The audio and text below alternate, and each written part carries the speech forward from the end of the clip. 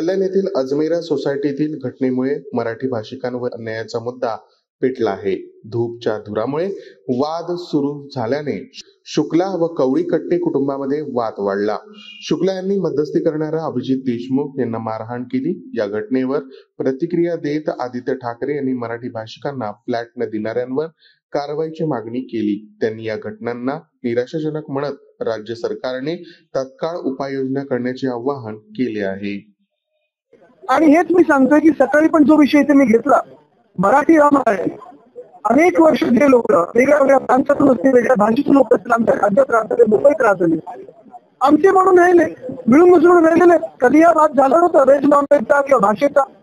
पण नेमकं हिंदूंचं राज्य आल्यानंतर आणि नंतर आता भाजपचं राज्य आल्यानंतर एक छाती ठोकपणे आम्हाला कसं सांगू लागले की तुम्ही मराठी लोक घाण, तुम्ही मटण खाता, तुम्ही मच्छी खाता. म्हणजे कोळीवाडी जेव्हा क्लस्टर डेव्हलपमेंट होतं, यांचं जे स्वप्न आहे भाजपचं, क्लस्टर डेव्हलपमेंट होईल, तिथे देखील असे लोक येतील आणि आमच्या कोळी बांधवांना तिथून दूर करतील. हे कितपत योग्य आहे? आणि याच्यावर अजूनही भाजपाने उत्तर दिलेलं नाहीये.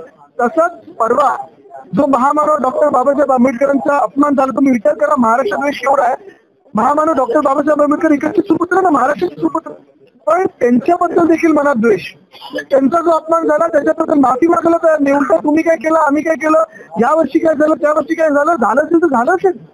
पण त्याचा आणि परवा गृहमंत्री महोदय जे बोलले त्याचा काय संबंध आहे? जो अपमान त्यांनी केलाय, तुमच्या मनात जे होतं ते तुमच्या भाषणात आलं, बाजूला करत आहे ना, माफी मागायला लावा, ते न करता अजून काहीतरी बोलता बोलता सुरू झालेलं आहे.